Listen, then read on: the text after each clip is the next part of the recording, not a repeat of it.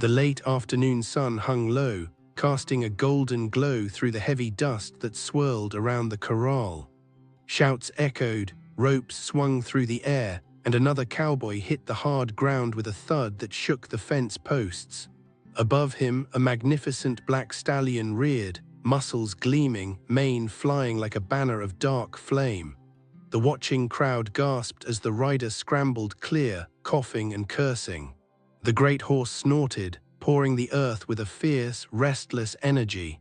At the fence, Sarah McCry stood with her fingers gripping the rough wood so tightly her knuckles were bone white. For 3 days she had watched 12 men try to break that animal. 12 strong, seasoned riders, and every single one had been defeated. The stallion was as beautiful as he was wild, untamed as the Texas wind sweeping the plains. Everyone in Red Creek believed he would never accept a saddle. Sarah was 17. She had never managed to stay on a horse for more than a few seconds before being thrown. Her brothers called her hopeless. Her father, the respected rancher Robert McCry, hardly seemed to see her anymore. The McCry family had worked this land for 3 generations, but their youngest daughter could not ride a single horse without falling. At the dinner table, her brothers, Jack and Thomas, made their usual jests. "Maybe we ought to get her a rocking horse," Jack would say, and the room would fill with laughter. Sarah would stare at her plate, pretending the words didn't hurt, though each one left a small, hidden bruise. Even the ranch hands whispered when she walked by. Her mother had been her only comfort. Before she passed 2 years prior, she told Sarah, "You aren't lacking courage, sweetheart." Those words stayed with her, a small light that did little to warm the chill of being the family's disappointment. Something happened to Sarah whenever she climbed into a saddle. A deep fear, not from her mind, but from somewhere in her bones, as if her body remembered a fall her mind had forgotten. The horses sensed it instantly, growing nervous beneath her. The black stallion had appeared months earlier, running with a band of mustangs near the ranch's northern boundary. He was like nothing anyone had ever seen, powerful, proud, with a coat that shone like polished midnight. Her father had made catching him a personal mission. After a brutal winter that claimed half their cattle, he saw the stallion as a chance to restore their standing. When they finally trapped him in a canyon, the horse fought with a cunning intelligence that unsettled the men. He bit through ropes, kicked down gates, and held a gaze so fierce no one could meet it for long. Her father announced that whoever could break the stallion would earn $1,000 and a share in the ranch. Every cowboy in the county came to try. Every one of them failed. Some rode away with broken ribs, others limping, all of them humbled. At night, when the noise died down and the lanterns were extinguished, Sarah would sneak out to the corral. She'd sit quietly on the fence, watching the stallion pace under the moonlight, proud and untouchable. There was a fierce loneliness in his eyes that she understood. He belonged to no one. He wanted no one. She began leaving apples for him on the fence post. At first, he ignored them, tossing his head with disdain. But curiosity is its own kind of hunger. One night, he finally stepped close enough to take one. Sarah sat perfectly still as he ate, his warm breath misting in the cool air. He lifted his head and looked directly at her. For a long moment, neither moved. Her heart beat so hard it hurt. Slowly, her hand trembling, she reached out. The stallion did not pull away. His nose brushed her palm, soft as silk. From that night on, everything shifted. Sarah began spending every spare minute by his corral. She talked to him about everything, her mother, her fears, how her father's silence cut deeper than any criticism. The stallion would stand still, listening. In time, he began to respond in small ways, tilting his head, stepping closer, following the sound of her voice. She touched his neck, then his flank, then his mane. The men on the ranch started to notice. The same people who had laughed at her now whispered in confusion. "That horse lets her touch him," one said. Her father watched from a distance, saying nothing, but his eyes followed her every move. Weeks passed. The stallion's wild spirit didn't fade, but it softened when she was near. The fire was still there, but it burned with trust, not fury. Sarah used no ropes, no spurs, only patience. She learned his moods, his rhythms, his quiet warnings. Then one morning, Sarah woke with a calm she had never known before. She knew it was time. Word traveled fast. By noon, every ranch hand, neighbor, and cowboy who had failed to tame the stallion had gathered around the corral. Sarah's brothers leaned against the fence, smirking. 5 seconds, Jack muttered. Her father stood apart from the crowd, arms crossed, his face impossible to read. Sarah stepped into the corral carrying only a simple rope halter she had made herself. No saddle, no bridle. The stallion stood waiting, his coat gleaming in the sunlight. When she approached, he did not rear or snort. He lowered his head. The crowd fell silent. Sarah slipped the halter gently over his muzzle. Then, moving slowly, she climbed the fence, placed a hand on his neck and pulled herself onto his back. He stood completely still. Sarah leaned forward, resting her cheek against his mane. She could feel his heartbeat, steady and strong. She whispered something soft, something meant only for him. And then the wild horse began to move. Not a buck or a kick, just a quiet walk around the corral, smooth and calm, dust rising gently at their feet. Every pair of eyes watched in disbelief. Sarah sat tall, her hands buried in his mane, moving in perfect rhythm. It wasn't force that held her there, it was trust. And for the first time in her life, Sarah did not fall, she belonged. No one spoke for a long moment after the black stallion came to a stop. The wind rustled through the dry grass, the only sound, and the spell was broken. The ranch hands began to murmur, their voices full of awe. Jack and Thomas just stared, the smirks gone from their faces. Sarah slid down from the stallion's back, landing softly in the dust. Her knees trembled, but not from fear. The stallion turned his great head toward her, pressing his muzzle lightly against her shoulder. It was a gesture so gentle it brought tears to her eyes. Her father climbed over the fence, his boots crunching on the dirt. The crowd fell silent again as he walked toward her. For a man who rarely showed emotion, his face looked uncertain. He stopped a few feet away, eyes fixed on his daughter. He asked, his voice rough. She swallowed. "I didn't make him do anything," she said softly. Her father stared at her, then looked at the stallion standing calmly beside her, unrestrained. He shook his head. "That horse broke every man who tried to ride him," he said. "And you." His words trailed off. Sarah thought he might be angry, that his pride would flare in front of all these men. But instead, something else showed in his eyes, something she hadn't seen since her mother was alive. It looked like pride, but also regret. He nodded slowly. "You did good, girl," he said, and turned away. The men began to cheer, and the sound spread like wildfire. The ranch hands slapped each other on the back. The cowboys who had been thrown by the stallion shook their heads, smiling in wonder. Sarah felt her heart swell, not from their praise, but because for the first time she felt truly seen. That evening, the ranch buzzed with talk. The sun dipped low, painting the horizon in shades of orange and red. The stallion grazed quietly near the fence, his black coat catching the light like liquid fire. Sarah sat nearby, watching him. She didn't feel like a hero. She just felt at peace. Her father came to her as the first stars appeared. He stood beside her without speaking for a long time. Sarah blinked back tears. "I know it," he said. "She always said you had a way of feeling what others couldn't." For the first time in years, Sarah smiled without forcing it. "He's not broken, Pa," she said. Her father nodded. From that day forward, things began to change. Sarah still helped with chores, still rose before dawn and worked until dark. But now the ranch hands looked at her differently. They nodded when she passed. Some even asked for her advice. Her brothers stopped their teasing. Jack, the oldest, even apologized one night, awkwardly handing her a saddle blanket embroidered with her initials. The black stallion, whom she had started calling Ransom, became her shadow. He followed her when she carried water, waited near the gate when she fed the cattle, and came when she whistled. He never allowed anyone else near him, not her brothers, not her father, not even the gentlest stable hand, only Sarah. But peace on a ranch never lasts long. One night, a storm rolled over the plains. Thunder cracked. Lightning lit up the hills and the cattle panicked.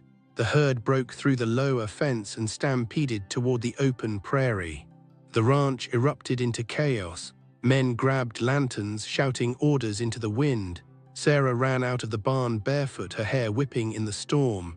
Her father called, "Stay back, Sarah," but she was already running to Ransom's pen. The stallion stood restless, eyes wide at the thunder. Sarah swung the gate open. "Come on, boy," she said breathlessly. Without hesitation, Ransom lowered his head and let her climb on. Rain lashed her face as she guided him through the dark, following the distant sound of hooves. The night flashed white with lightning, revealing hundreds of cattle charging toward the canyon rim. "Easy, boy," she whispered. She pressed her knees gently, and Ransom surged forward. They cut through the herd like wind through grass. Sarah shouted, waving her arms, guiding the laid cattle away from the cliff edge. The ground shook beneath them, the storm roared above, but Ransom never faltered. Jack spotted her through the rain. He yelled. She didn't answer. She just kept moving, circling the herd, turning them back one group at a time. The other riders followed her lead, trusting her instincts. Within minutes, the cattle began to settle, their panic easing. The danger was passing. When the last of the herd turned safely back toward the valley, Sarah pulled Ransom to a stop. Lightning flashed again, and in that moment she saw what they had done. Hundreds of animals saved from the canyon's edge. Her chest rose and fell with exhaustion, rain dripping from her hair, but she was smiling. Back at the ranch, soaked and shivering, Sarah slid from Ransom's back. Her father was waiting under the barn awning, his eyes wide with disbelief. "You could have been killed," he said, his voice trembling, but beneath the fear was pride. Sarah met his gaze. "You taught me to take care of what's ours," she said simply. Her father stared at her for a long moment, then pulled her into a rough embrace. The smell of rain and horses filled the air. "You're your mother's daughter," he said quietly. Behind them, Ransom stood like a statue, steam rising from his coat in the cool night air. His dark eyes gleamed in the lantern light, calm and watchful. And from that night on, no one ever laughed at Sarah McCry again. The morning after the storm, sunlight poured across the Texas plains like liquid gold. The air smelled of wet earth and new beginnings. Sarah stood by the corral, her hair still damp, watching Ransom graze quietly near the fence. The ranch had survived the night. No cattle lost, no riders injured. For once, everything felt right. Her father came out of the barn, his shoulders straight but his face soft. He wasn't a man of many words, but the few he spoke carried weight. "Town's talking," he said simply. Sarah smiled faintly. He nodded. "They're saying you and that horse saved more cattle than 10 men could have." He paused, his voice rough. Those words hit her harder than any applause. All her life she'd chased a kind of approval that seemed impossible. Now it had found her when she wasn't even trying. As the weeks passed, something new grew on the ranch. The same men who once mocked her now watched her work with quiet respect. Ranchers from neighboring counties came to see the girl and the wild horse. They wanted to know how she'd done it, how she'd tamed the unbreakable stallion. Sarah always smiled and said the same thing: "I didn't tame him." The people didn't always understand, but those who stayed to watch her work began to see what she meant. She didn't force or frighten the horses. She waited. She spoke softly, moved slowly, and treated each one as if it had a story to tell. And every time they responded, Ransom stayed by her side through it all. He was still wild at heart. He would never wear a bit or take a whip. But with Sarah, he was gentle. Sometimes she thought he could read her thoughts before she spoke. Together, they became a symbol of something the ranch had never seen before, a respect between strength and softness. By summer, riders from across Texas began visiting the McCry ranch to learn from her. They brought their roughest, most stubborn horses. Sarah taught them how to earn trust instead of forcing obedience. Some called her strange, others called her gifted, but everyone left changed. Her brothers were the first to admit they'd been wrong. One evening, as the sun melted behind the hills, Jack walked up beside her while she brushed Ransom's mane. "You showed us something we didn't understand," he said quietly. "We thought riding was about control." Sarah smiled, handing him the brush. "It's about both." From that day, even Jack began treating the horses differently. Thomas, too. The ranch changed under her touch. Fewer horses bucked, fewer spirits were broken, both horse and human. Months turned to years, and Sarah's name began to spread beyond Red Creek. Travelers came from as far as New Mexico and Oklahoma to see the young woman who could calm any horse with a whisper. They called her the girl who spoke to wild things. She didn't care for titles or fame. All she wanted was peace, and she found it every time she rode with Ransom across the wide open plains.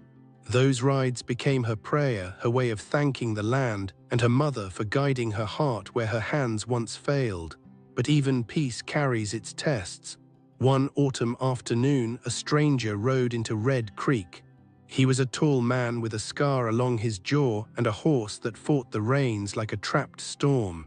He claimed to be from a wealthy ranch farther south and had heard of Sarah's gift. "They say you can gentle any animal," he said. Sarah studied the horse, its eyes wild with fear. "He's not mean," she said softly. The man laughed. "He's dangerous, that's what he is." Her father, standing nearby, narrowed his eyes. "Careful how you speak," he said. Sarah raised a hand. As she approached the horse slowly, her voice steady. "Easy now." The stallion snorted, muscles tense. The stranger scoffed, but before he could speak again, the horse lowered its head slightly toward Sarah's hand. She smiled gently. "See," she whispered. The man's laughter faded. He dismounted, shaking his head in disbelief. Her father stepped forward, pride shining through his weathered face. That night, Sarah sat by the fence, watching the stars rise over the plains. Ransom stood beside her, calm and silent. The wind carried the scent of sage and dust, the sound of crickets filling the air. She thought about how far she'd come, from the girl who couldn't ride to the woman who helped others believe in gentler ways. She reached up and rested her hand on Ransom's neck. "You chose me when no one else did," she whispered. The stallion flicked his ears and breathed softly against her shoulder, and for a long time they stayed that way, still and content beneath the Texas sky. In the years that followed, the story of Sarah McCry and the wild black stallion spread far and wide. People told it in ranch houses, in saloons, and around campfires. But the version Sarah liked best was the one her father told.